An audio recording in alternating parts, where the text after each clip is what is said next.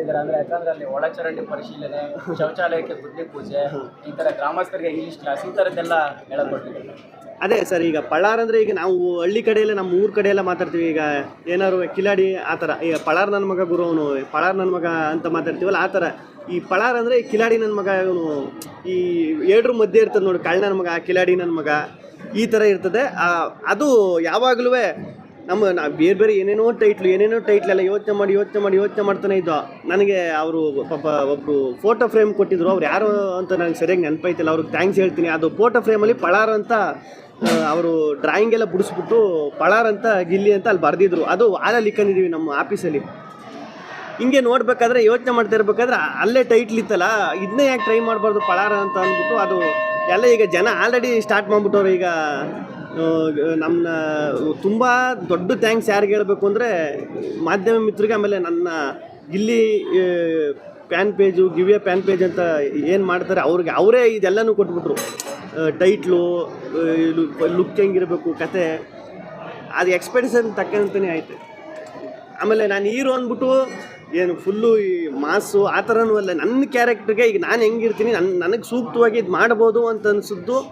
ಆಮೇಲೆ ನನಗೇನು ಬೇಕು, ನಾನು ಏನು ಮಾಡಿದ್ರೆ ಇಷ್ಟು ದಿನ ಜನ ನೋಡ್ಕೊಬಂದವ್ರೆ, ನಾನು ಏನು ಮಾಡಿದ್ರೆ ಅದನ್ನು ತಗೋತಾನೆ ಅಂತ ಡೈರೆಕ್ಟ್ ತುಂಬ ಚೆನ್ನಾಗಿ ಗೊತ್ತಾಯಿತು. ಅದು ಹೇಳ್ದಾಗಲೇ ಅದು ಕನೆಕ್ಟ್ ಮಾಡ್ಕೊಬಿಟ್ಟೆ, ನಾನು ಮಾಡ್ಬೋದು, ಇದು ನನಗೆ ಸೂಕ್ತವಾಗೈತೆ ಇದು ಪಾತ್ರ.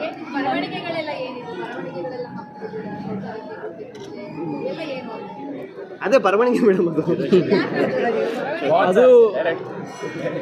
ಅದು ನೀವು ಕ್ಯಾರೆಕ್ಟರೈಸೇಷನ್, ಅದು ಅಂದರೆ ದಿನಚರಿಗಳ ಬಗ್ಗೆ ಒಂದು ಡೈರಿ ಬರ್ಕೋತಾರೆ ಅವರು ಸಂಘ ಒಂದು ಟೀಮ್ ಮಾಡಿಕೊಂಡು.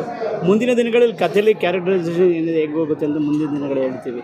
ಜಸ್ಟ್ ಈಗ ಇಂಟ್ರೆಸ್ಟಿಂಗ್ ಅನ್ಸೋ ಪಾಯಿಂಟು ನಮ್ಮ ಕ್ಯಾರೆಕ್ಟರೈಸೇಷನ್, ಹಾಗಾಗಿ ಅದ್ರ ಮೇಲೆ ಹೌದು. ಈಗ ಮುಂದಿನ ದಿನಗಳಲ್ಲಿ ಹೇಳ್ತೀವಿ. ಈಗ ಫೈನಲ್ ಹೇಳಿ ಸರ್, ನನಗೇನು ಗೊತ್ತು ಯಾರು ಅಂತ.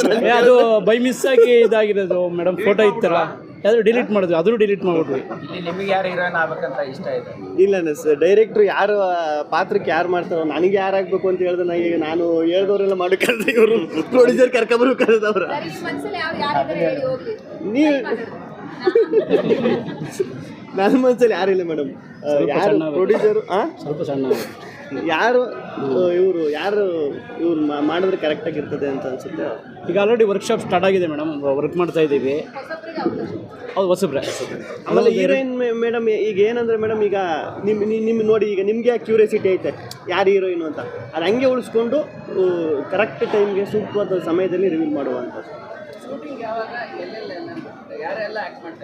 ಈಗ 24th ಸ್ಟಾರ್ಟ್ ಸರ್. ಜೊತೆಗೆ ನಮ್ಮ ಶೋಭರಾಜ್ ಸರ್ ಇದ್ದಾರೆ, ಆಮೇಲೆ ಪುಷ್ಪರಾಜ್ ಅಂತ ಭಾವ ಬಂದರು ಪಾತ್ರ ಮಾಡಿದಾರಲ್ಲ ಅವರು, ಸೂಪ್ರಮ್ಸು ಪುಷ್ಪರಾಜ್ ಅಂತ. ಸೊ ಈ ಥರ ನಡೀತಾ ಇದೆ. ಮುಂದಿನ ದಿನಗಳಲ್ಲಿ ಇನ್ನೂ ತಿಳಿಸ್ತೀವಿ ಸರ್, ಇನ್ನೂ ಇಂಟ್ರೆಸ್ಟಿಂಗ್ ಕ್ಯಾರೆಕ್ಟರ್ಗಳೆಲ್ಲ ಇದೆ.